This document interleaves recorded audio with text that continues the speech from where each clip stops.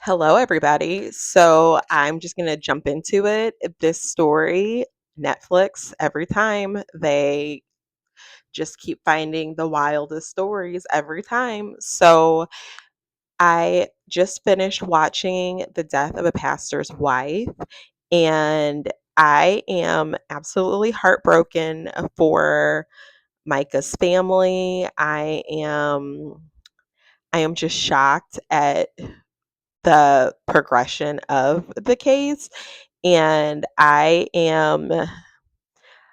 just need to know what happened to this poor woman. What is the true ending of her life? Because I'm just not buying that she ended her life. I don't. So let's get into it. JP Miller was the pastor of a church, and Micah and her family moved to Myrtle Beach, South Carolina from Kansas when their mother remarried her now ex stepfather.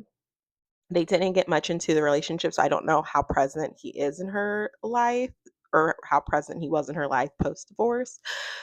But around 16 is when her mom and stepfather separated, but they didn't move. They stayed in South Carolina, and they attended church where JP was pastoring.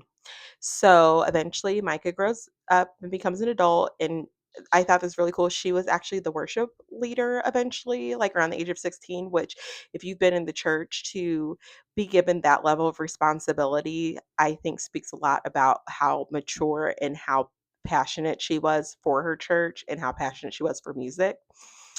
So eventually, she does marry another young gentleman named Jeremy, and they were babies when they got married.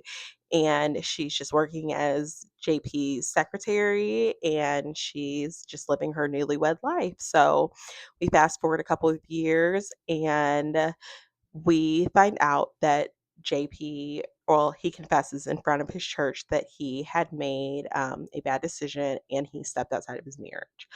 Well, later they find out that Micah was the woman that he stepped out with, and that JP's wife was divorcing him, and that Micah and her husband were also getting a divorce.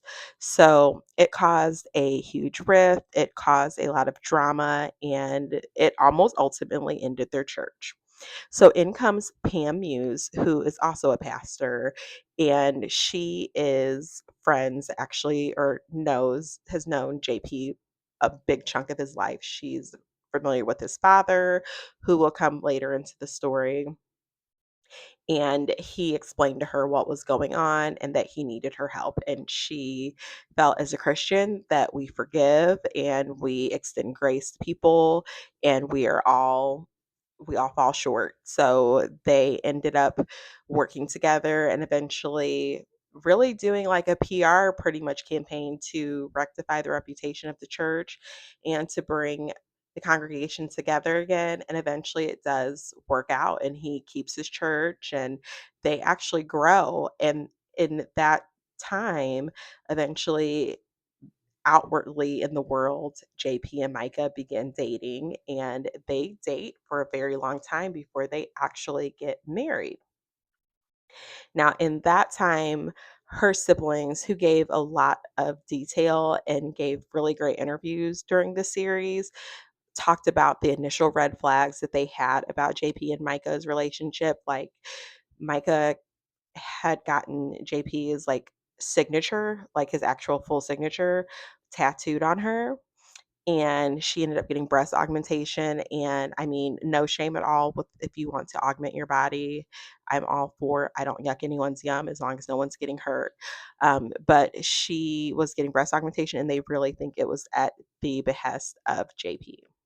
So there's also another young lady who came forward and said that she was having some romantic feelings and a little bit of an inappropriate relationship with JP while him and Micah were together, but she claims nothing physical happened, as far as like they just kissed a couple times. It was very much more of an emotional attachment.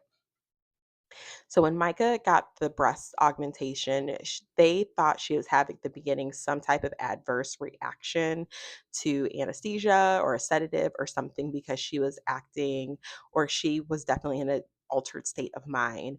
Well, come to find out that she had been diagnosed as bipolar, and she started medication, and she actually checked in to a mental health facility to get help with this sudden onset diagnosis. Well, JP becomes the person that is in charge of Micah's medication. He's her partner in life and he's going to be her husband. So he ended up being like the medication manager in their relationship. And this definitely comes back towards the end or throughout their relationship and throughout their story. So they eventually get married. And in the videos, it's so sad because it always, or it solidifies my thought that you never know what's going on behind closed doors, because when I see their pictures, I think picture perfect happy couple and all the things. And even their wedding videos, people were going around giving interviews and saying, "Congratulations, I'm so happy for you," all that. And it's all this turmoil like building up. There's even one of her friends who she talked about how sincere Micah was and how kind she was. So when she joined the church, she was a recent divorcee, and from the story as she was giving it, it was kind of a veiled, like, my husband cheated on me and left me for another woman. And Micah said that, pretty much inserting herself, I was that woman at one point and I want to apologize, and gave her a hug, and they just had like a sincere moment. So I thought that was really just like, I'm proud that Micah was able to own her mistakes and she wasn't trying to hide her imperfections, because so many people do. Um, so they get married, and from all accounts, everybody's like, when you first met them, they seemed like the perfect couple, but you could definitely tell there was something there. Her friend Charlotte was newer to the church, and her husband had actually just accepted the Lord into their life. So they were excited about making roots at a church, and her and Micah became very close friends.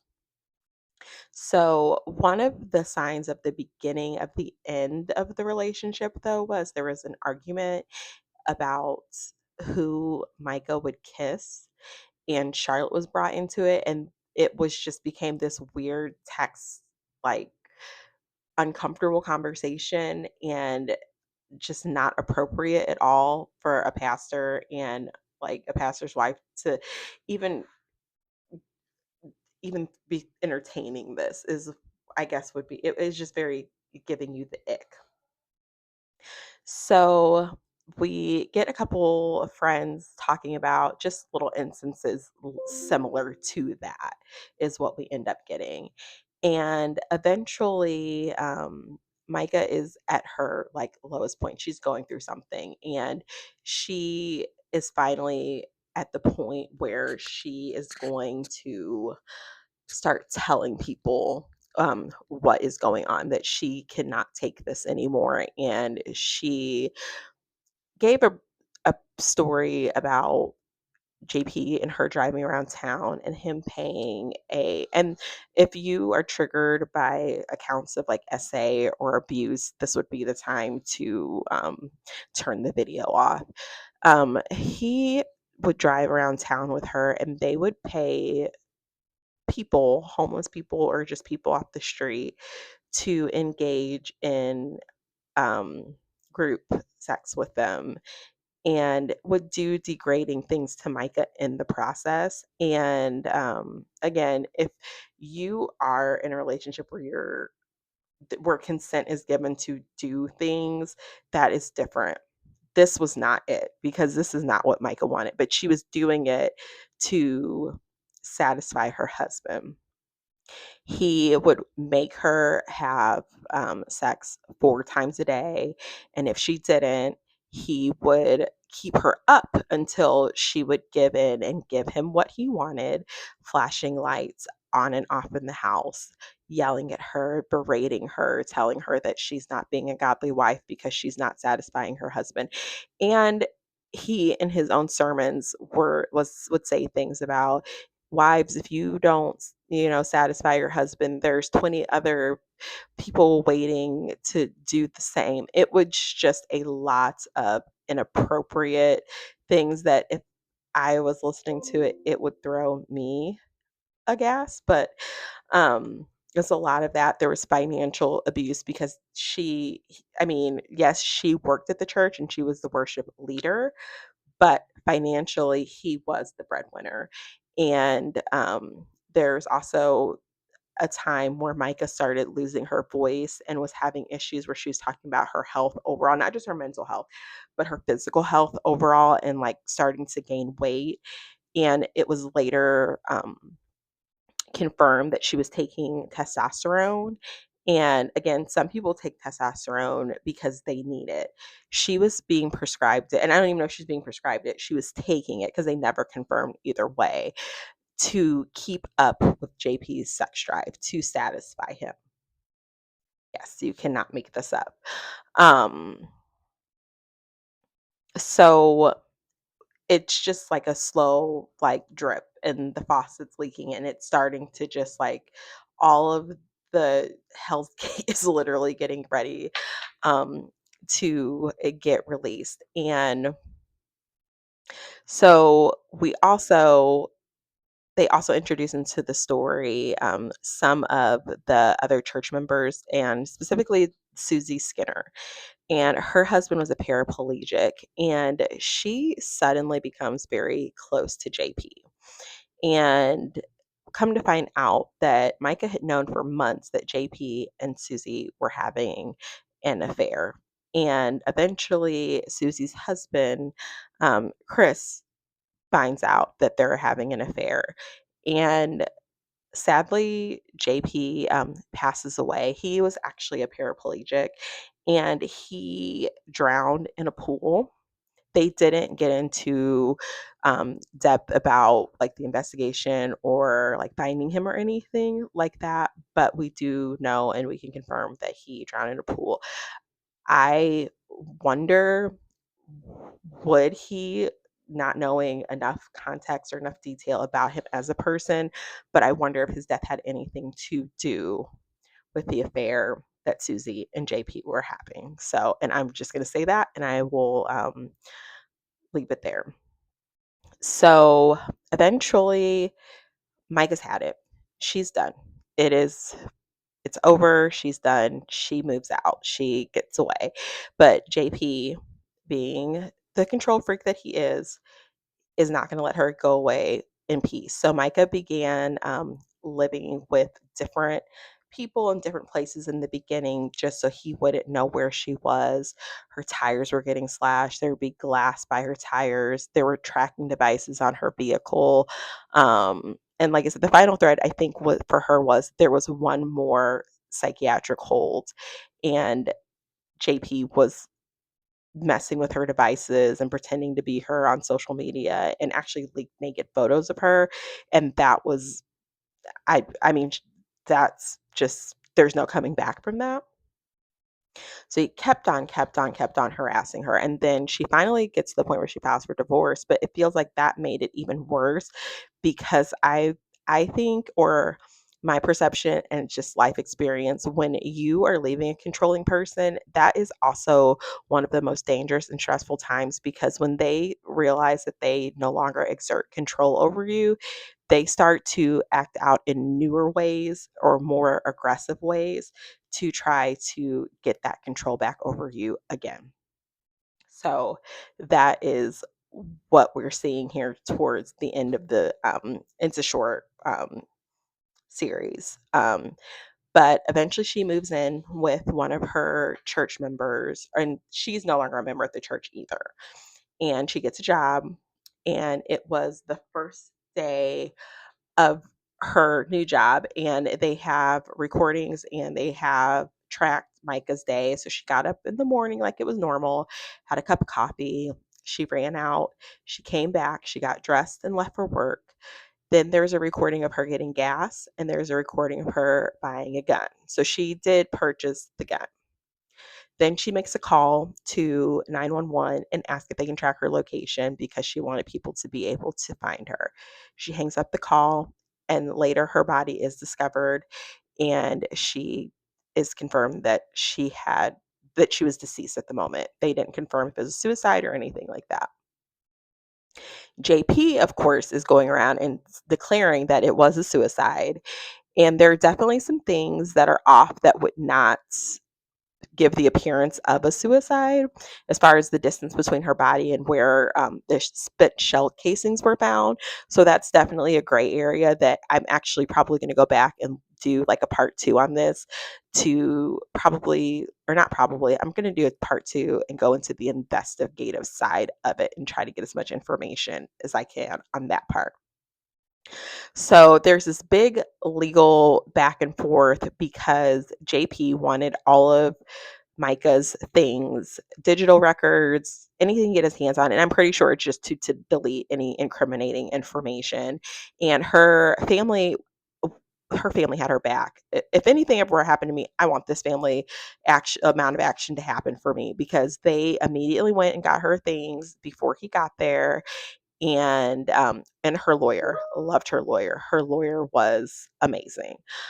She stood up to JP. She pretty much like kept it professional, but like cut him at the knees. Like in her correspondence to him, she turned everything over to the FBI so they could investigate it. She had her file records ready to go. This was like the dream team to stand up for Micah. So eventually, her counselor is contacted by the FBI, and she is the one that actually like sets him up. And they're like, he'll know who set him up, because she ended up texting him like she was pretending like she was going to give him some records, and it was actually a trap. So the FBI could search her, or search JP's home, and they ended up actually getting a bunch of records and a lot of personal items to do and continue their investigation. We don't know the results of that, but we do know that JP was eventually charged with 2 counts of cyber stalking and giving false testimony. Or I don't think testimony is the right word, but giving false information to the authorities. But those counts really do not hold a lot of consequences, as far as like how much time you would face like in jail or repercussions. Um, and then 1 year later, JP does marry Susie Skinner, and I just can't believe. I'm like, girl, he's had 2 wives, and not that like being married multiple times is the problem. It's just how he's treated both wives. It's not a good track record here, but hey, and they're married, and they actually still have a church. So the church building that they were originally in is no longer the space that they use, and it's for sale. And are still meeting. It's about 15 members, and they still meet in smaller spaces. But he still has a church. And it's crazy that we just don't really know, and it's the gray area, and I hate to say who did what, but I'm just not buying that she unalived herself. The girl that I see in these videos, and even through all that depression and hurt and sadness, she still was fighting for her life. So I'd be very shocked if she actually took her own life. Also, JP's father, not that he has anything to do with the case, but just for more context, his father was actually in quite a few sex scandals in his pastoral career. So it's almost like the apple not falling far from the tree, when even JP himself said that he had a horrible childhood and all these things. And it's like you're inflicting the same damage like on other people. And then another thing is some of his sermons, when he was trying to make Micah sound like she was the crazy one and that she was the problem, and like, woe me, poor me. I feel like someone needs to go back and research those, which the attorney did. She recorded all like 500 something of his sermons. And he said in it, or she said, he said, sorry, that he does not preach about anything that's not going on in his life. So I definitely wonder if that's one of the things that they're going back and looking through to get context. So it literally just dropped Um, it's brand spanking new. But yeah, Death of a Pastor's Wife on Netflix. It's a short watch. Go check it out. Bye.